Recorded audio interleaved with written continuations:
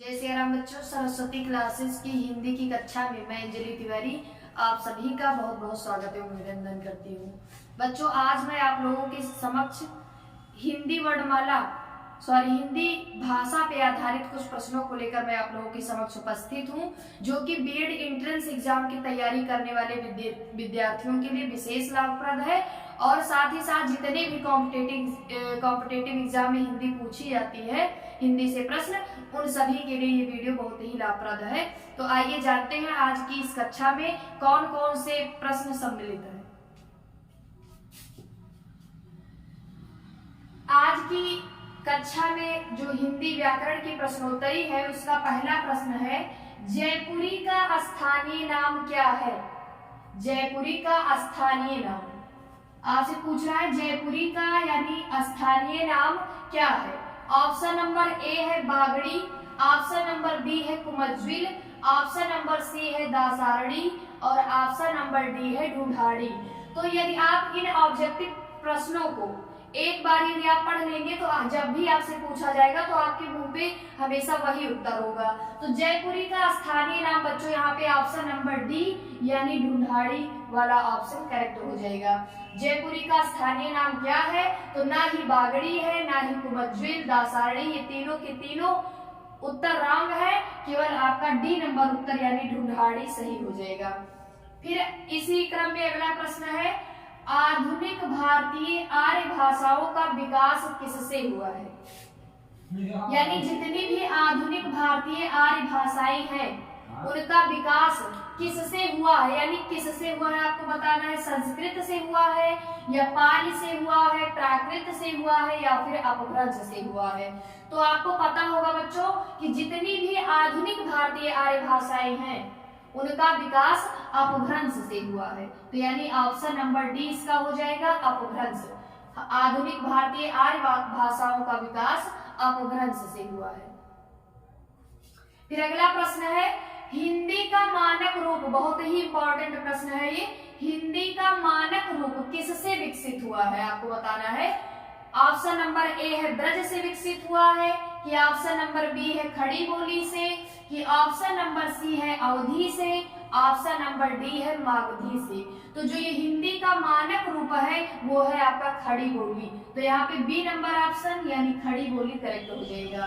हिंदी का मानक रूप खड़ी बोली से विकसित हुआ है, ना कि ब्रज, अवधी और मागधी से, यानी खड़ी बोली इसका ऑप्शन सही हो जाएगा। फिर अगला प्रश्न है, हाड़ौती बोली कहाँ बोली जाती है? बोली से बहुत बार परीक्षा में प्रश्न पूछा भी गया है और पूछा जा भी सकता है, तो इसे विशेष ध्यान रखें, कौन सी बोली कहाँ बोली जाती है। तो यहाँ पे एक बोली आई है विशेष, हाड़ौती, ये कहाँ बोली जाती है? ऑप्शन नंबर ए है Madhya Pradesh, option number B है हरियाणा, ऑप्शन नंबर सी है उत्तर प्रदेश और ऑप्शन नंबर डी है राजस्थान। तो ये हाड़ौती बोली जो बोली जाती है बच्चों, ये बोली जाती है राजस्थान में, यानी इसका ऑप्शन नंबर डी राजस्थान वाला ऑप्शन करेक्ट हो जाएगा। फिर अगला प्रश्न है, प्रश्न नंबर 5, राघड़ी बोली कहाँ बोली जाती है? राघड़ी बोली कहाँ बोली जाती है? ऑप्शन नंबर ए है Madhya Pradesh, option number B है Uttar Pradesh, option number C है केरल और ऑप्शन नंबर डी है हरियाणा। तो ये जो राघड़ी बोली बोली जाती है, ये बोली जाती है हरियाणा में।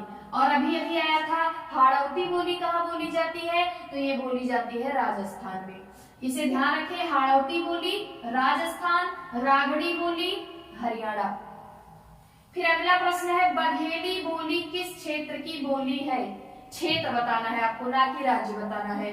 बघेली किस क्षेत्र की बोली है? बच्चों, जो बोली होती है वो किसी सीमित क्षेत्र में बोली जाती है, और जब यही व्यापक स्तर पे बोली जाने लगती है, यानी बहुत जगह पे बोली जाने लगती है, तो फिर इसे राष्ट्रभाषा बोलते हैं। तो जो ये बघेली बोली है, ये किस क्षेत्र की बोली है आपको बताना है। ऑप्शन नंबर ए है रांची, ऑप्शन नंबर बी है जोधपुर, ऑप्शन नंबर सी है जबलपुर और ऑप्शन नंबर डी है सिलीगुड़ी। तो इसका जो राइट आंसर हो जाएगा वो हो जाएगा ऑप्शन नंबर सी यानी जबलपुर। बघेली किस क्षेत्र की बोली है? तो जबलपुर की है। राघड़ी बोली कहाँ बोली जाती है? हरियाणा में। हाड़ौती बोली कहाँ बोली जाती है? राजस्थान में। फिर अगला प्रश्न है, बहुत ही इंपॉर्टेंट है, पश्चिमी हिंदी की कितनी बोलियां हैं? तो ऑप्शन नंबर ए है 2, ऑप्शन नंबर बी है 3, ऑप्शन नंबर सी है 4, ऑप्शन नंबर डी है 5। तो इसका जो राइट आंसर हो जाएगा ऑप्शन नंबर 3, यानी बी, सॉरी 3 वाला ऑप्शन सही हो जाएगा। पश्चिमी हिंदी की कितनी बोलियां हैं? 3। फिर अगला प्रश्न है, किसी सीमित क्षेत्र में बोली जाने वाली स्थानीय भाषा को क्या कहते हैं? अभी अभी मैंने बताया कि जो बोली होती है वो किसी सीमित क्षेत्र में बोली जाती है, तो इसका जो राइट आंसर हो जाएगा बोली हो जाएगा, ना कि राजभाषा। राजभाषा यानी राजकाज की भाषा जिसमें शासन होता है, शासन कार्य। फिर उसके बाद उपभाषा, ये भी नहीं है, राष्ट्रीय भाषा ये भी नहीं है, तो यानी ऑप्शन नंबर सी बोली आपका करेक्ट हो जाएगा। किसी सीमित क्षेत्र में बोली जाने वाली स्थानीय भाषा को हम बोली के नाम से जानते हैं। फिर अगला प्रश्न है, भाषा को बोलते समय होने वाले उतार चढ़ाव को क्या कहते हैं? यानी जब हम कोई भी भाषा बोलते हैं तो जो उसमें उतार चढ़ाव यानी आरोह अवरोह होता है, उसको सम्मिलित रूप से हम क्या बोल सकते हैं? उतार चढ़ाव को अनुतान कहते हैं, यानी ऑप्शन नंबर सी अनुतान बिल्कुल सही हो जाएगा। ऑप्शन नंबर ए है अवरोह, ये भी नहीं हो सकता, अवरोह आरोह ये भी नहीं हो सकता, संगम भी नहीं हो सकता, तो इसका ऑप्शन नंबर सी यानी अनुतान सही हो जाएगा। भाषा को बोलते समय होने वाले उतार चढ़ाव को अनुतान कहते हैं। एक बार पुनः हम देख लेते हैं सब, एक बार बच्चों हम पुनः इन प्रश्नों के उत्तर एक बार सरसरी निगाह में देख लेते हैं। जयपुरी का स्थानीय नाम क्या है? ढूंढाड़ी, इसका ऑप्शन नंबर डी हो जाएगा, ढूंढाड़ी। आधुनिक भारतीय आर्य भाषाओं का विकास किससे हुआ है? तो ये हुआ है अपभ्रंश से। हिंदी का मानक रूप किससे विकसित हुआ है? तो ये हुआ है खड़ी बोली से। फिर हाड़ौती बोली कहाँ बोली जाती है? राजस्थान में। रागड़ी बोली कहाँ बोली जाती है? हरियाणा में। बघेली बोली किस क्षेत्र में बोली जाती है? तो ये बोली जाती है जबलपुर में। पश्चिमी हिंदी की कितनी बोलियां हैं? तो ये है 3 बोलियां। किसी सीमित क्षेत्र में बोले जाने वाली स्थानीय भाषा को किस नाम से जानते हैं? तो बोली के नाम से जानते हैं।